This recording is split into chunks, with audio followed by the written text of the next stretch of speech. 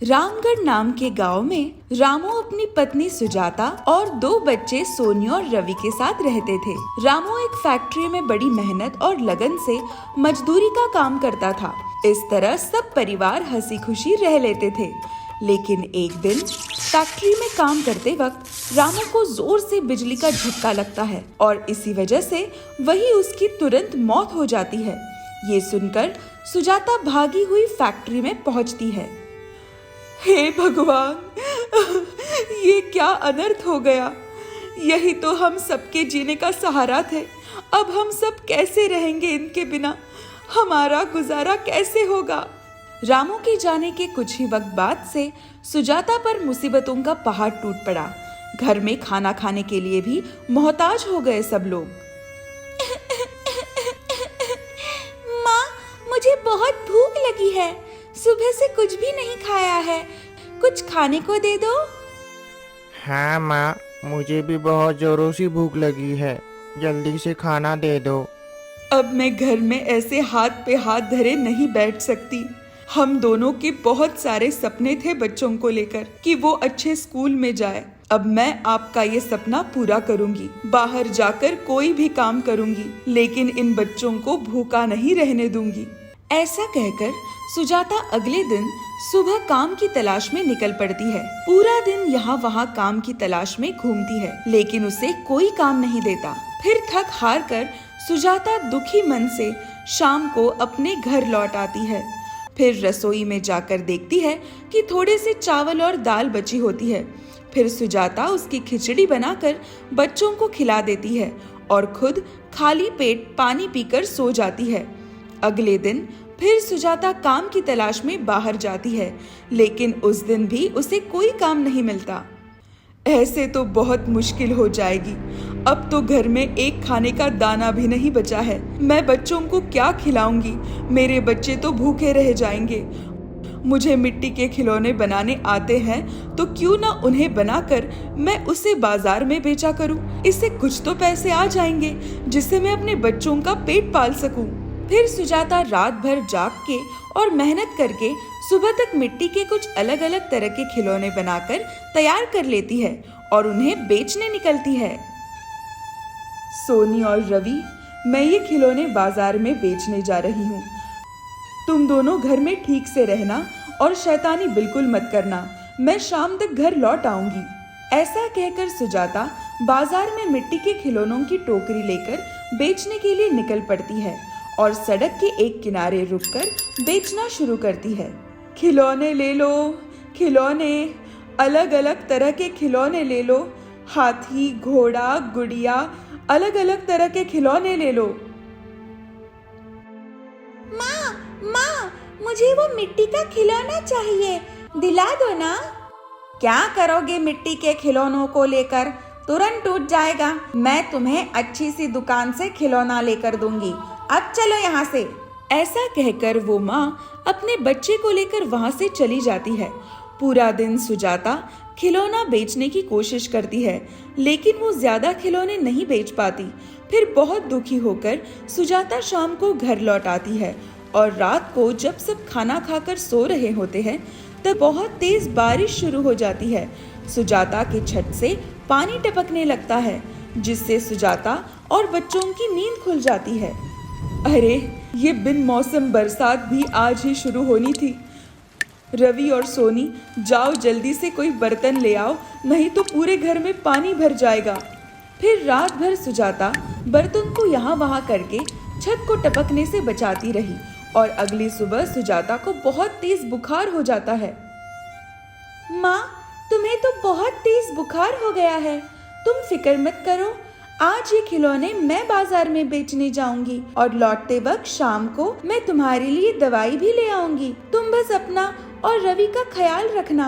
ऐसा कहकर सोनी खिलौनों की टोकरी लेकर घर से निकल पड़ती है। पूरा दिन वो खिलौने बेचने की कोशिश करती है, लेकिन कोई भी उसे खिलौना नहीं खरीदता। फिर रोते रोते सोनी घर जाने के लिए निकलती है और चलते चलते कब वो रास्ते के बीच में आ जाती है, उसे इस बात का पता ही नहीं चलता। तभी एक गाड़ी उसके सामने आ जाती है और अचानक से एक लड़की सोनी का हाथ पकड़कर उसे गाड़ी के सामने से खींच लेती है। तुम कौन हो?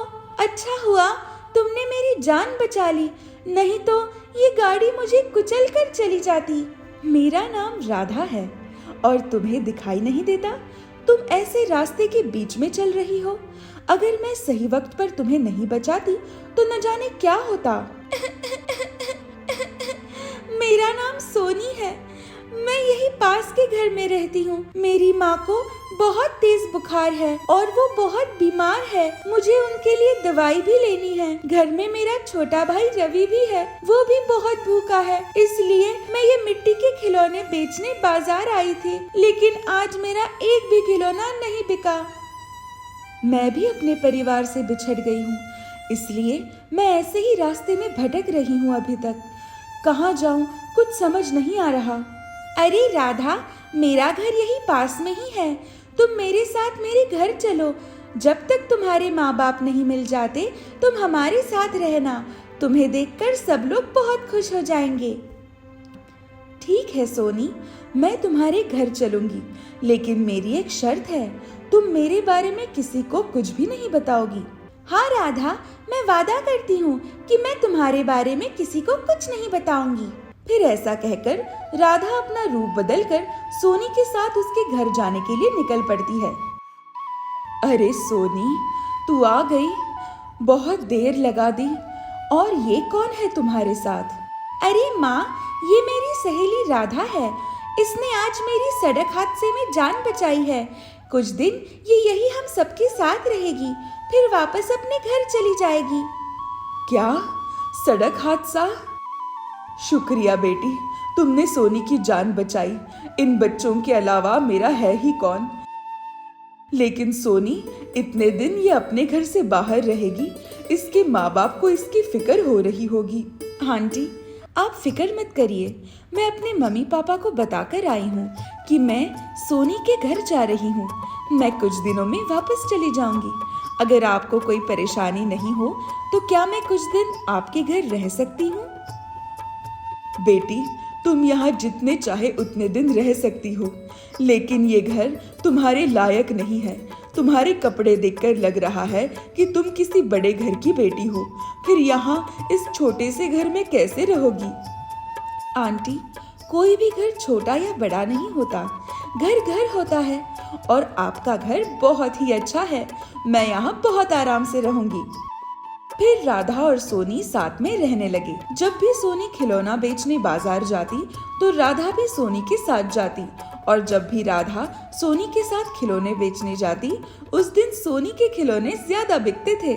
फिर घर आकर राधा सुजाता की खाना बनाने में भी मदद करती थी, और इस तरह राधा भी सुजाता के घर का छोटा सा हिस्सा हो गई। सब कुछ खुशी खुशी चल रहा था। राधा, तुम जब से आई हो सब अच्छा ही हो रहा है। क्या तुम हमारे साथ यहाँ हमेशा के लिए नहीं रुक सकती? हम सब हमेशा साथ रहेंगे। सोनी, मुझे भी यहाँ तुम सबके साथ बहुत अच्छा लग रहा है, लेकिन तुम तो सब जानती हो ना कि मुझे यहाँ से कभी ना कभी जाना ही होगा। लेकिन अभी हम जितने दिन भी साथ रहेंगे वो दिन हम दोनों को हमेशा याद रहेंगे। ये सुनकर सोनी उदास हो जाती है, लेकिन राधा की बातें भी सोनी को समझ आ गई थी। फिर एक रात जब सब सो रहे थे तभी फिर से अचानक से बहुत तेज बारिश शुरू हो जाती है, और फिर से सुजाता के घर की छत पहले जैसी टपकने लगती है। बारिश की बूंद राधा की आंख पर पड़ती है, जिससे उसकी नींद खुल जाती है। ऐसे ही बारिश के पानी की वजह से सुजाता और बच्चों की भी नींद खुल जाती है। अरे, ये बारिश की वजह से फिर से छत टपकने लगी। न जाने इससे कब छुटकारा मिलेगा। सोनी, जा जल्दी से बर्तन ले आ, नहीं तो ऐसे पूरे घर में फिर से पानी भर जाएगा। अरे, ऐसे तो आपके घर की छत बहुत कमजोर हो जाएगी और कभी भी गिर जाएगी। इसे जल्दी से ठीक करवाना होगा। बेटी, ये तो हमेशा का ही हो गया है। हमारे पास इतने पैसे नहीं हैं जिससे कि हम इस घर को ठीक करवा सके। हमें 2 वक्त का खाना ही मुश्किल से मिलता है। ये सब तो हमेशा का ही है। ये सब सुनकर और देखकर राधा बहुत दुखी हो जाती है और इनकी मदद करने के बारे में सोचती है। फिर अचानक से राधा अपने असली रूप परी में बदल जाती है। ये देखकर सुजाता, रवि और सोनी हैरान हो जाते हैं। तुम तो परी हो, फिर यहाँ इस तरह रूप बदलकर हमारे घर ऐसे क्यों रह रही थी? आंटी, मुझे माफ कर दीजिए, मैं अपने लोगों से बिछड़ गई थी। फिर मुझे सोनी मिली, मैंने उससे झूठ बोला, लेकिन मैं सच में अपने परिवार से बिछड़ गई थी। मैं यहाँ परियों की रानी के साथ उड़न खटोला में बैठकर धरती में घूमने आई थी, लेकिन मैं इस बाजार में रह गई। अब मेरे पास मेरा उड़न खटोला भी नहीं है जिससे मैं वापस जा सकूं। लेकिन 15 दिन बाद पूर्णिमा की रात है, वो सब लोग फिर से धरती पर आएंगे मुझे लेने, तब मैं उनके साथ चली जाऊंगी। लेकिन तब तक मुझे सबसे छुपकर रहना था, इसलिए मैं यहाँ इस तरह आप लोगों के साथ रह रही थी और कल मेरा यहाँ से जाने का वक्त आ गया है। लेकिन आप लोगों की ऐसी हालत देखकर मुझे बहुत तकलीफ हो रही है। मैं इतने दिन आप लोगों के साथ रही, आपने मुझे अपनी बेटी की तरह रखा, इसलिए जाते जाते मैं भी आप लोगों की मदद करना चाहती हूँ। फिर ऐसा कहकर परी अपनी जादुई छड़ी से सुजाता के घर की छत ठीक कर देती है और उसे घर का पूरा नक्शा ही बदल देती है। ये देखकर सब बहुत खुश हो जाते हैं और परी को खुशी से गले लगा लेते हैं। फिर अगली सुबह परी सबके उठने से पहले ही सुजाता के घर से चली जाती है। सुबह जब सब लोग उठते हैं और परी को अपने पास ना देखकर समझ जाते हैं कि वो अपनी दुनिया में वापस लौट गई है। माँ, लगता है कि परी वापस चली गई, लेकिन वो हम सबसे मिले बिना ही क्यों चली गई? हमें बताकर भी तो जा सकती थी। सोनी बेटी, वो भी हम सबको दुखी नहीं देख सकती थी, इसलिए यहाँ से बिना बताए चली गई। तुम ये सब मत सोचो। फिर सोनी खिलौने बेचने बाजार निकलती है, लेकिन उसे परी की बहुत याद आती है। उसे परी के साथ बिताया हर वक्त याद आता रहता है। उस दिन उसका एक भी खिलौना नहीं बिक रहा था। माँ, जितने दिन परी हमारे साथ थी, खिलौने भी अच्छे से बिक रहे थे, लेकिन जब से परी यहाँ से गई है, एक भी खिलौना नहीं बिक रहा। बेटी, उसके जाने का दुख हम सबको है, लेकिन एक न एक दिन उसे यहाँ से जाना ही था। वो हमेशा के लिए हमारे साथ यहाँ नहीं रह सकती। उसकी दुनिया हमारी दुनिया से बहुत अलग है। सुजाता की बातें सुनकर सोनी उसकी बात समझ जाती है और एक रात सोनी जब सो रही होती है, तभी परी उसके सपने में आती है। सोनी, तुम मेरे जाने से दुखी मत हो, मैं हमेशा तुम्हारे साथ ही हूँ। देखो, मैंने तुम्हारे लिए एक जूते छोड़े हैं। तुम कभी भी खिलौना बेचने जाओ तो इसे पहनकर जाना। तुम्हारे सारे खिलौने बिक जाएंगे। तुम्हें जो भी चीज चाहिए तुम इस जूते से मांग सकती हो, तुम्हें सब मिल जाएगा। फिर सुबह जैसे ही सोनी उठती है, वो देखती है कि उसके पास एक चमकता हुआ जूता पड़ा होता है। ए जादुई जूते, मुझे नए कपड़े चाहिए, मेरी माँ और छोटे भाई रवि के लिए, और बहुत सारा खाना भी। ऐसा कहते ही सोनी के पास बहुत सारे कपड़े आ जाते हैं और अलग अलग तरह का खाना भी। ये देखकर सुजाता और रवि भी बहुत खुश हो जाते हैं।